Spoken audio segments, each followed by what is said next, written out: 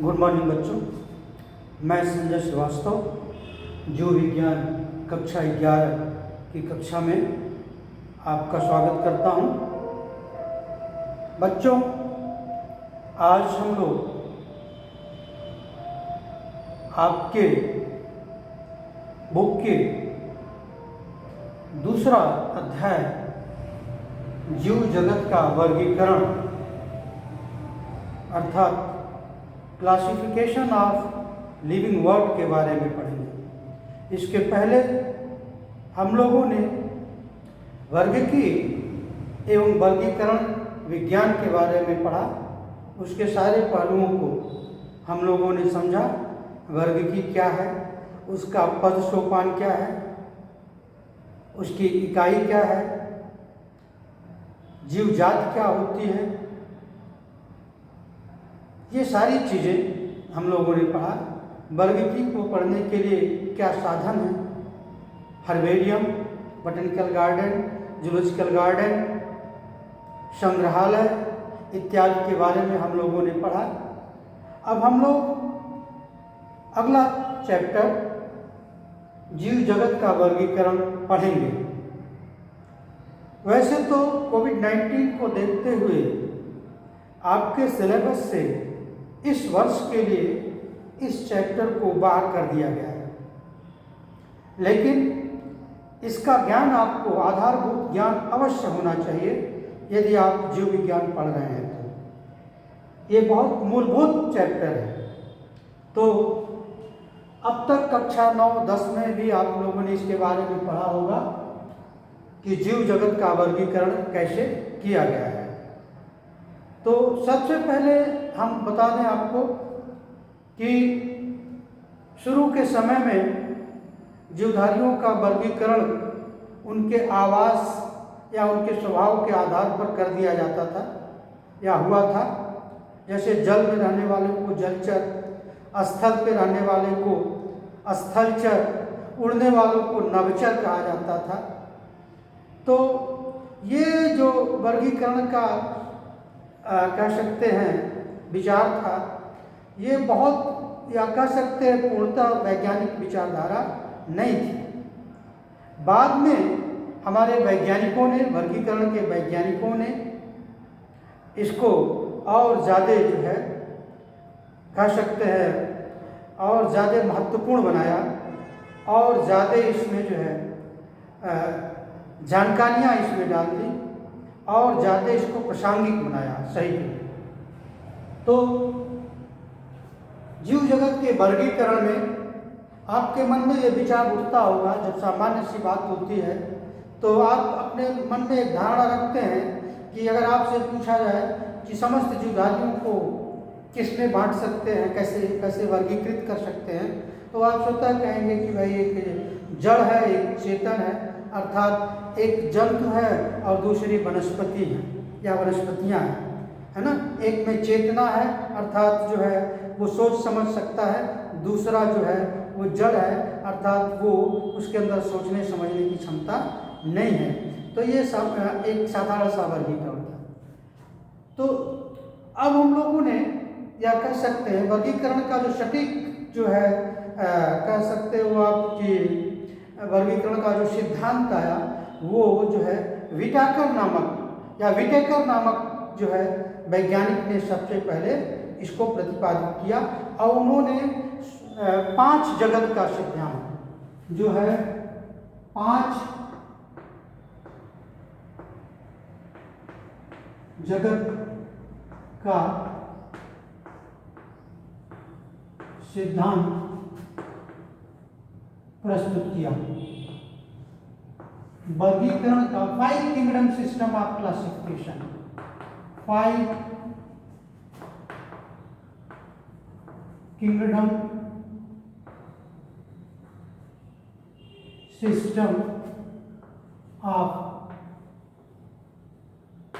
Classification. तो ये जो 5 जगत सिद्धांत का वर्गीकरण का जो सिद्धांत है इसको विटेकर नामक वैज्ञानिक ने प्रस्तुत किया। इनके द्वारा प्रस्तुत किया गया। इसमें क्या है वो 5 जगत, इन्होंने कुछ विशेष लक्षणों के आधार पर, कुछ विशेष क्राइटेरिया के हिसाब से, आधारभूत लक्षणों के आधार पर पूरे जो जीव जगत हैं उनको 5 कह सकते हैं जगत में बांट दिया।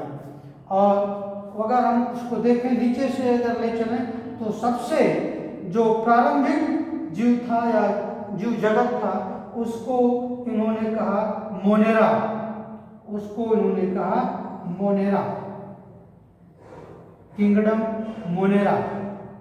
मोनेरा से फिर आया प्रोटिस्टा,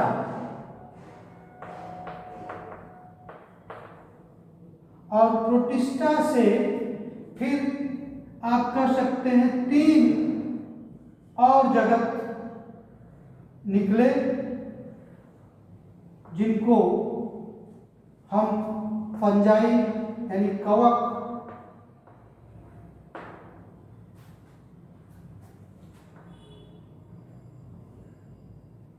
पादप, प्लांटी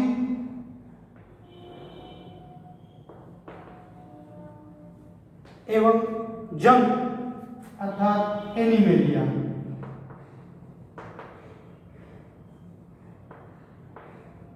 इस तरह से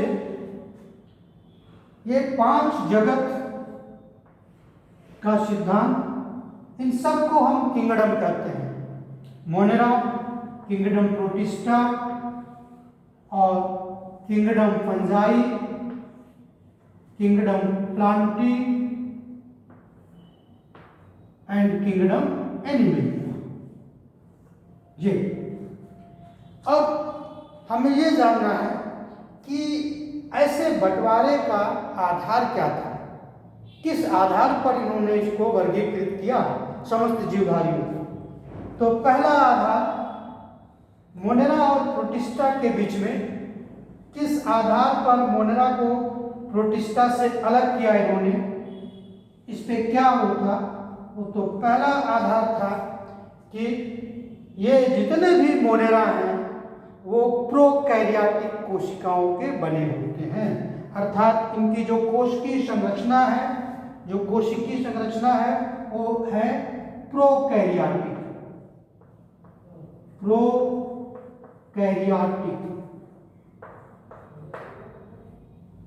प्रोकैरियोटिक। प्रोकैरियोटिक के बारे में आप जानते होंगे, आपको पढ़ाया गया होगा।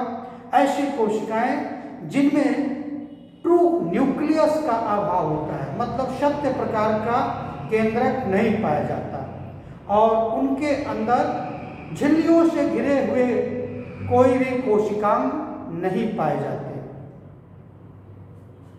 उनको हम प्रोकैरियोटिक कोशिकाएं कहते हैं। झिल्लियों से घिरे हुए कोशिकांग अर्थात जैसे माइटोकॉन्ड्रिया है, गाल्जी का है, एंडोप्लाज्मिक रेटिकुलम है, प्लास्टिड अर्थात लवक है, इनके चारों तरफ ये छोटे छोटे कोशिकांग हैं जो कोशिकाओं के अंदर पाए जाते हैं। ऐसे कोशिकांग प्रोकैरियोटिक कोशिका में नहीं पाए जाते। दूसरा, इनके अंदर केंद्रक का अभाव होता है, सत्य प्रकार का, अर्थात केंद्रक झिल्ली से घिरा हुआ कोई केंद्रक विशेष नहीं पाया जाता, जिसको हम ट्रू केंद्रक या ट्रू न्यूक्लियस कहते हैं, वो इनमें नहीं पाया जाता। तो पहला वर्गीकरण का ये आधार था कि मोनेरा जो है वो प्रोकैरियोटिक कोशिकाओं के बने हुए हैं।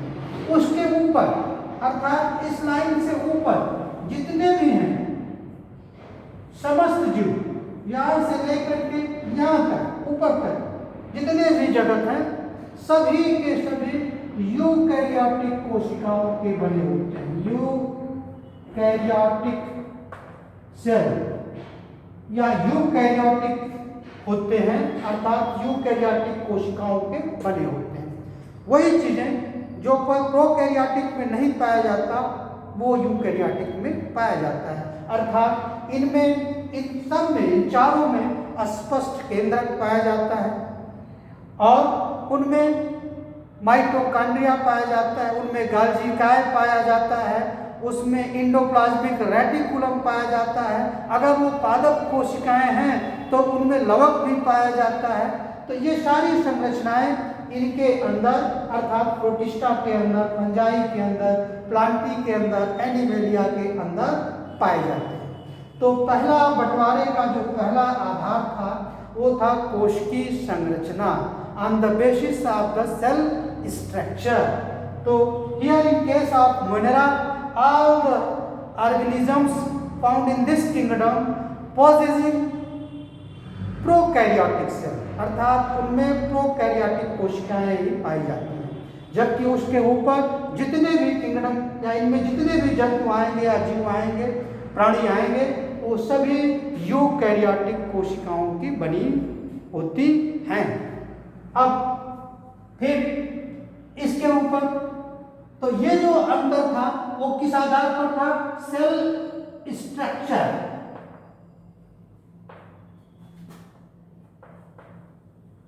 अर्थात कोश की संरचना के आधार पर। फिर प्रोटिस्टा, प्रोटिस्टा को इन तीनों से क्यों अलग किया गया? क्या उनके अंदर अंतर था इन तीनों में और इसमें क्या अंतर है? तो अंतर यहाँ पर जितने भी प्रोटिस्टा के जंतु हैं या प्राणी हैं या जीव पादप हैं, जो भी जीवधारी हैं प्रोटिस्टा जगत के अंतर्गत, वो सभी एक कोश की कैसे हैं?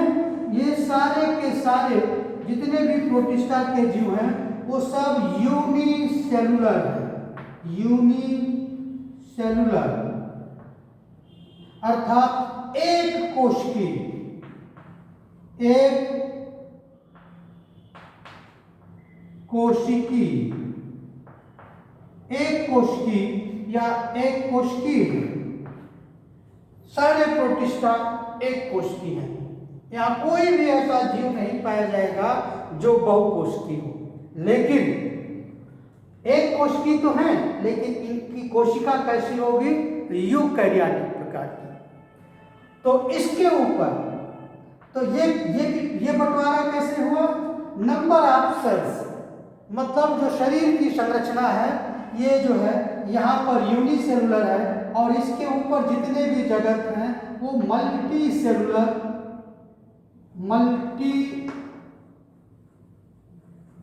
सेलुलर है। ये फंजाई, प्लांटी, एनिमेलिया, ये सारे के सारे क्या हैं? बहुकोशिकी हैं। इनकी संरचना बहुत सारी कोशिकाओं से होता है, जबकि प्रोटिस्टा के अंदर पाए जाने वाले समस्त जीवधारियों को के शरीर में केवल एक ही कोशिका पाई जाती है। फिर ये तो दो बट गए, प्रोटिस्टा अलग हो गए इनसे क्योंकि इसका यूनिसेलुलर है, और ये तीनों जो है सारे के सारे बहुकोशिकी हैं, मल्टी सेलुलर हैं, बहुकोशिकी हैं, बहुकोशिकी शारीरिक संरचना है इनकी। फिर इन तीनों को अलग अलग क्यों किया गया? क्यों फंजाई, प्लांटी और एनिमेलिया को अलग जगत बनाया गया? क्या कारण था? तो उसका जो मूलभूत कारण है वो है इनका मोड ऑफ न्यूट्रिशन, मतलब पोषण की विधि। ये तीनों जो है पोषण की विधि के आधार पर, पोषण की विधि, इनमें जो मोड ऑफ न्यूट्रिशन है, मोड ऑफ न्यूट्रिशन, पोषण की जो विधि है इन तीनों में अलग अलग प्रकार का है। कैसे? जो कवक है यानी फंजाई, जितने कवक होते हैं उनमें लवक नहीं पाए जाते, हरित लवक नहीं पाए जाते, वो अपना भोजन स्वयं नहीं बना सकते, वो किसी भी तरह से दूसरों पर निर्भर रहते हैं। तो ये जो है वास्तव में ये कैसा है? परपोषी। और परपोषी में भी परपोषी ये भी है और परपोषी एनिमेलिया भी है। जंतु भी परपोषी होते हैं, वो भी प्रकाश संश्लेषण नहीं करते, वो भी अपना भोजन स्वयं नहीं बना सकते, लेकिन दोनों परपोषी के अंदर भोजन को अंदर ग्रहित करने का तरीका अलग अलग है। तो जो कवक हैं वो भोजन को एब्जॉर्ब करते हैं, अवशोषित करते हैं, जैसे स्पंज पानी को सोखता है, ठीक उसी तरह से इनमें जो भोजन को, कौन से भोजन, कैसा भोजन लेते हैं? ये सड़े गले पदार्थों का, चाहे वो जंतु हो या पादप हो, जब वो मर जाता है, डेड एंड डिके हो जाता है, डिटोरिएट हो जाता है। तो जब वो सड़ता गलता है, उसके जो जटिल कार्बनिक तत्व उसके जो है वो सहज या सरल कार्बनिक यौगिकों में जब टूटते हैं, उनको अवशोषित कर लेता है। तो इसमें जो पोषण की विधि वो कैसा है? अवशोषण के माध्यम से एब्जॉर्ब कर लेता है, अवशोषण करता है। कौन? फंजाई या इस जगत के सारे जीव।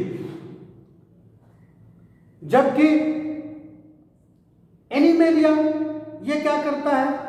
भोजन को निगलता है, चाहे वो एक कोश की हो या बहुकोश की हो। एक कोश की होगा तो प्रोटिस्टा में आ जाएगा, उसकी बात ही नहीं करना है। ये भोजन को निगलता है। अच्छा, इंगेशन करता है। इंगेस्ट क्या करता है? इंगेस्ट करता है, अर्थात ये भोजन को निगलने का काम करता है, निगलता है। निगलना, भोजन को निगलना, ये निगलता है। लेकिन दोनों ही परपोषी है, हेट्रोट्रोफिक है। चाहे वो फंजाई हो चाहे, मतलब ये भी परपोषी है, अपना भोजन स्वयं नहीं बना सकता, या जिसको हम विषमपोषी भी कह सकते हैं, है ना, परपोषी। और ये भी विषमपोषी है। विषमपोषी ही लिखना ज़्यादा सही है ना। वो ये भी जो है विषमपोषी है, अर्थात हेट्रोट्रॉफिक है। अंग्रेजी में इसको हेट्रोट्रॉफिक कहते हैं, हेट्रोट्रॉफिक कहते हैं। और ये भी हेट्रोट्रॉफिक है। इसको भी आप विषमपोषी कह सकते हैं, है ना, विषम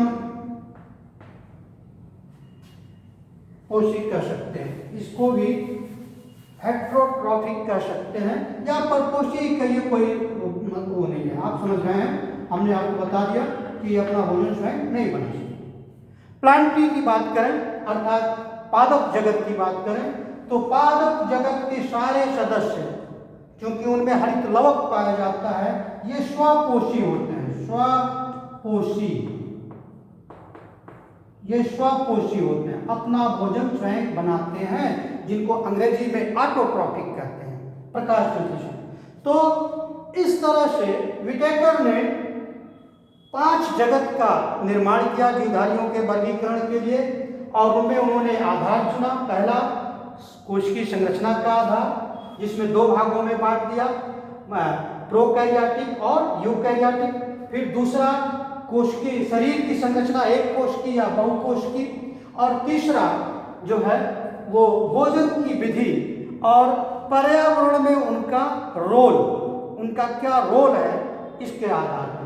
तो ये जो है पर्यावरण में देखिए अलग अलग सबका रोल भी है। फंजाई जो है वो सड़े गले चीज़ों को जो है नष्ट करते हैं, खत्म करते हैं, डिमिनरलाइज करते हैं, मिनरल्स को अलग कर देते हैं। इसी तरह से प्लांट जो है वो उत्पादक का काम करते हैं, और जो है एनिमल, जितने भी प्राणी जंतु हैं वो उपभोक्ता का कंज्यूमर होते हैं, उपभोक्ता है, और ये उत्पादक है।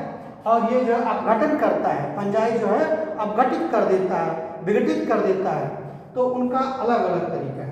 अब उदाहरण हम दें, मोनेरा का उदाहरण में सारे जो है जीवाणु, मोनेरा में अगर हम देखें तो इसके अंतर्गत, मोनेरा के अंतर्गत सभी जीवाणु, बैक्टीरिया और यूबैक्टीरिया, सारे बैक्टीरिया, या जिसको हम यूबैक्टीरिया कहते हैं, and Archie bacteria, Archie bacteria. तो बैक्टीरिया और यूबैक्टीरिया, आर्की बैक्टीरिया को इसके अंतर्गत रखा गया है। फिर प्रोटिस्टा में क्या क्या रखा गया है? प्रोटिस्टा की बात करें तो इसमें सारे एक कोश की जंतु और पादप, जितने भी एक कोश की जंतु हैं, एक कोश की जंतु एवं पादप, इनको रखा गया। अब हम लोग इस तरह से एक पूरा वर्गीकरण का आधार विटेकर के माध्यम से तैयार किया गया। फिर और इसके आगे हम लोग फिर अगली कक्षा में पढ़ेंगे, और इसको और डिटेल में पढ़ेंगे। इसको समझना हमारे लिए और आप सबके लिए ज़रूरी है। ठीक, इसके बाद फिर मिलेंगे हम लोग। धन्यवाद।